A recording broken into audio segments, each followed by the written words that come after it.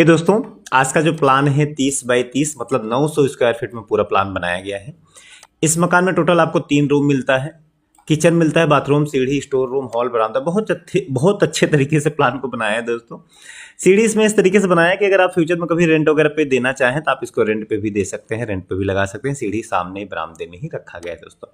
तो चलिए प्लान को समझा देते हैं। प्लान 30 बाई 30 साइज समझ में आ गया होगा। कॉलम की अगर हम बात करें तो पीछे 4 कॉलम हो गए, फिर 4 8, 8 4 12, 4 16 नंबर ऑफ कॉलम्स इसमें आपके टोटल इस तरीके से हो जाएंगे दोस्तों।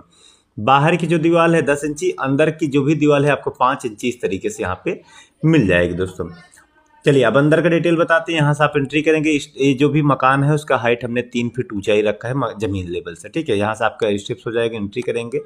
यहीं जैसे एंट्री करते हैं तो यहीं पे दिए सीढ़ी समझ लीजिए। ऊंचाई जो है आपकी 7 इंची है, चौड़ाई 2.5 फीट है, थ्रेड 9 इंची, और ये इस तरीके से आपका सीढ़ी बनेगा दोस्तों, ठीक है।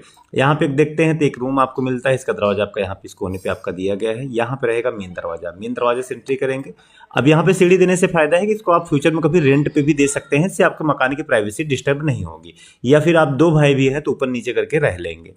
आगे बढ़ते हैं तो ये आपका पूरा हॉल एरिया रहेगा। ये आपको रहेगा दूसरा बेडरूम। यहाँ पे दूसरा बेडरूम है।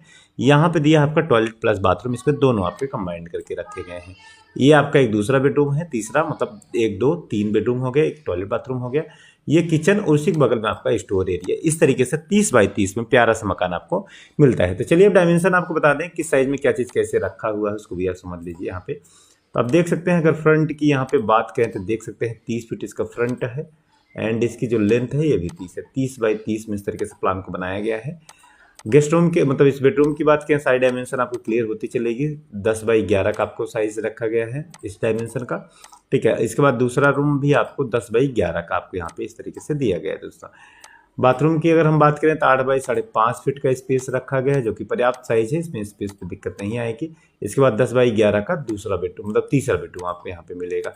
6.5 बाई 7.5 का आपको यहाँ स्टोर एरिया मिलता है।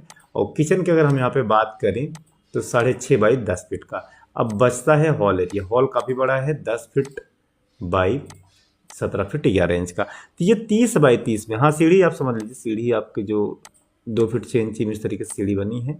इसकी लंबाई यहाँ से यहाँ तक 4 फीट है, बाकी इसकी लंबाई 11 फीट में इस तरीके से 4 बाई 11 में आपका बना है। तो ये 30 बाई 30 का इस तरीके से पूरा प्लान है। इसका स्क्रीनशॉट लेना है तो आप स्क्रीनशॉट ले सकते हैं दोस्तों। तो ये डिज़ाइन या प्लान आपको कैसा लगा हमें ज़रूर बताएं दोस्तों। बाकी चैनल को प्लीज़ लाइक शेयर और सब्सक्राइब जरूर करिए दोस्तों।